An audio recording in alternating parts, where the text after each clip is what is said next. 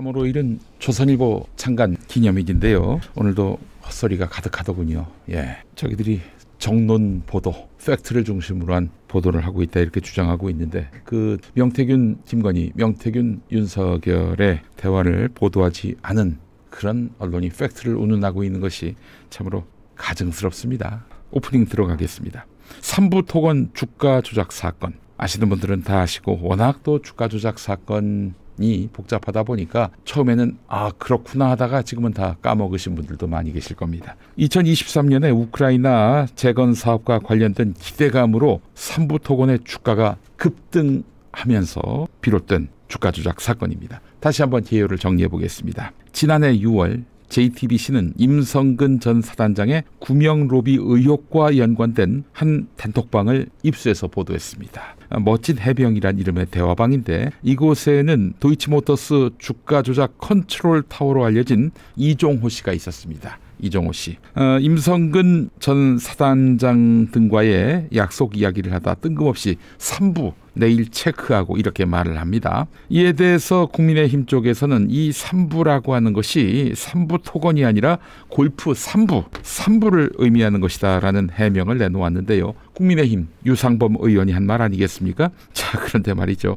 임성근 전 사단장은 군 골프장에는 3부가 없다라면서 유상범의 질문을 무색하게 민망하게 만들었습니다. 네, 그러니까 그 3부는 골프 3부가 아니라 3부 토건을 의미하는 걸로 봐야 되겠죠. 하여간 당시에는 국민의힘이 그는 3부 토건이 아니다 이렇게 잡아떼는 바람에 뭐가 명확한 것인지 분명치 않았습니다. 자, 근데 메시지를 보낸 시점을 보니까 2023년 5월 14일이었습니다. 그 멋진 해병 단톡방에서 이종호 씨가 3부 체크하고 라는 문자를 올린 때가 2023년 5월 14일이었는데요. 바로 다음 날 우크라이나 대통령 영부인 이 사람이 한국에 도착했습니다. 그리고 김건희를 만났어요. 3부 체크하고 라는 글을 올리고 그 이튿날에 우크라이나 젤렌스키의 부인이 온 것이죠. 자, 며칠 뒤에 3부 토건은 우크라이나 재건 MOU를 발표합니다. 우크라이나 재건 테마주가 이 순간 된 것이죠. 급상승을 시작했습니다. 그러니까 그 이전에 샀던 사람들은 대박 난 거예요. 대화가 오갔던 5월 1,000원대였던 삼부토건의 주가는 7월 5,000원대까지 뛰었습니다. 약 5배 이상 상승한 것이죠. 이러면은 금융 감독 당국은 어라 이거 작전 들어갔네? 라고 판단을 해야 마땅합니다. 그래서 금융감독원이 조성옥 전 삼부토건 회장과 가족, 최대 주주, 관련 법인 등 10개 안팎의 계좌에서 2023년 5월 이후 수백억 원어치의 삼부토건 주식을 팔아치운 사실을 확인했다.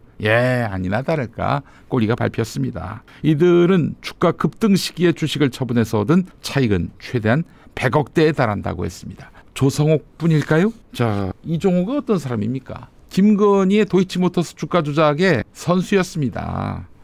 또 삼부토건이 또 김건희와 무관합니까? 일단 기본적으로 삼부토건의 원래 소유주였던 조남욱 회장이 윤석열과 김건희에게 선물을 명절 때마다 보낸 걸로 알려져 있습니다. 2012년부터 2015년까지 설과 추석에 정육과 수산물, 과일 등 뇌물을 갖다 바친 거예요. 근데 어디 그 정도뿐입니까? 안혜옥 회장이 이제 증언한 것인데 김건희가 조남욱 전 삼부토건 회장이 접대에 활용했던 여성인 줄리였다 이렇게 주장했지요. 지금 그것 때문에 재판을 받고 있습니다만은 자, 아주 상당한 막역한 사이인 것으로 우리는 알고 있습니다. 물론 지금 조남욱 전 삼부토건 회장은 2015년 삼부토건이 법정 관리를 시작한 이후에 경영 일선에서 물러났고 외형적으로 봤을 때 지금의 삼부토건과의 경영적 연관성은 확인되지 않고 있습니다. 그러나 일부에서는 여전히 조남욱 일가가 삼부토건을 간접적으로 지배하고 있다 이런 의혹이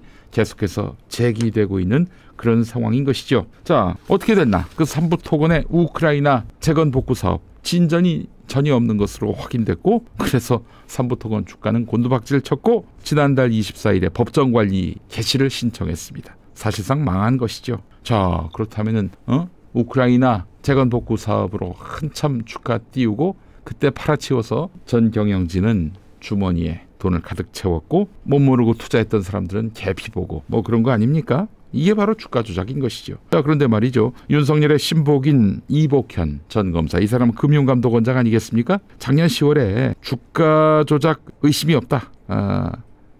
주가 조작 의심이 있긴 하지만은 바로 사법 절차로 넘어갈 수는 없다. 조사 절차를 진행하는 것이 맞다. 이렇게 이야기를 했어요. 자, 그로부터 6개월이 지났습니다. 조사 결과 발표 시기 등은 여전히 미지수입니다. 금융감독원은 극도로 말을 아끼고 있습니다. 당연하죠. 윤석열의 끈앞풀인데 이복현이가, 자, 이건 결국 정권 바뀌어야 규명될 수 있는 일인데 어마어마한 결과가 나올 거라고 저는 확신합니다. 네, 그래요. 근데 또 의구심이 드는 것이 2020년 10월에는 이낙연 씨의 동생인 이계연 씨가 여기 대표이사로 선임됐습니다. 그래서 삼부토건이 그때는 이낙연 테마주로 분류되기도 했습니다. 그때만 해도 이낙연은 차기 대통령감으로 유력하게 거론된 그 시기 아니었습니까? 2020년 8월 말에 더불어민주당 당대표가 됐고요. 그 이전에는 국무총리를 지냈고요. 그래서 문재인 정부의 후계자로 불렸기 때문에 아마 이낙연 씨의 동생이 대표이사가 된 게 아닌가 하는 그런 판단을 해보는데, 뭐 아직까지 이낙연과 삼부토건 주가 조작 사건 사이에 직접적인 연관성은 확인되지 않고 있습니다. 자, 그런데 없다라고 하기에는 아직 금융감독원에서 뭐 발표한 게 없으니까 알 수가 없는 거예요. 자, 이러한 의혹에 대해서 명실상부한 그런 진실이 드러나야 할 텐데, 글쎄요. 현 정부에서는 거의 불가능하다고 봐야 되지 않을까요? 이재명 더불어민주당 대표가 작년 11월 18일 한국거래소를 찾아서 삼부토건 주가 조작 의혹과 관련해서 강도 높게 의혹을 제기했고 또한 지적을 했습니다. 발언을 한번 들어보시죠. 삼부토건 주가 그래프인데 1,050원, 1,020원대에서 5,500원까지 5.5배가 올랐습니다. 아주 단기간이죠. 그래프가 소위 교과서에 나오는 대로 매우 예쁜 그래프입니다. 그런데 이걸 왜 몰랐을까? 당시에 여러분 다 아시겠지만 우크라이나에 대한 전후 복구 어쩌고 저쩌고 주식을 조금만 해본 사람이 보면 이 주가 조작인 게 딱 드러납니다. 저는 이 생각이 듭니다. 이거 지금 1,000원에서 5,500원 갈 때까지 누군가는 샀다는 얘기고 누군가는 팔아서 이익을 받겠죠. 누군가 이익을 본 만큼 누군가는 피눈물 흘리면서 손해보고 어쩌면 평생 가슴 두드리면서 가슴 치면서 살게 될지도 모릅니다. 그리고 심각한 경우는 주식시장 문제 때문에 극단적 선택을 하는 경우도 많지 않습니까? 타인의 인생을 훔쳐가면서 이렇게 주가 조작해서 부당한 이익을 취하는 거, 이거 절대 용서하면 자본주의 시장 체제 자체를 망가뜨린다, 그 생각이 듭니다.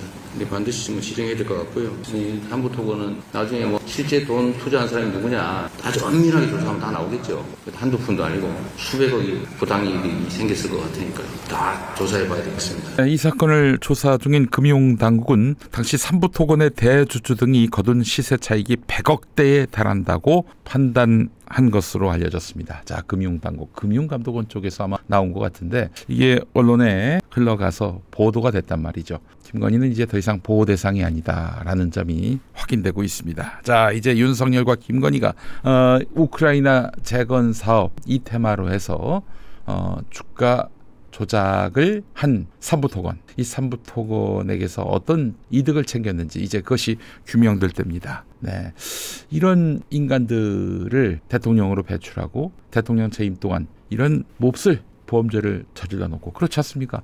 화이트 칼라가 저지를 수 있는 최악의 범죄가 바로 주가 조작 아니에요? 견제도 못하고 뭐 비판조차도 못했던 국민의힘, 이런 놈들이 조기 대선에서 후보를 낸다? 이거는 정말 우리 역사와 정의에 대한 모독입니다. 네, 이런 터무니없는 자들을 우리가 언제까지 인내해야 될지 모르겠습니다. 자, 주가 조작 이제 이 빙산의 일각이 드러났습니다. 뿌리채 드러낼 일을 우리가 감당해야 할 것입니다. 뿌리채 드러내서 진실과 정의를 분명히 드러내야 할 때가 아닌가 하는 그런 생각을 해봅니다.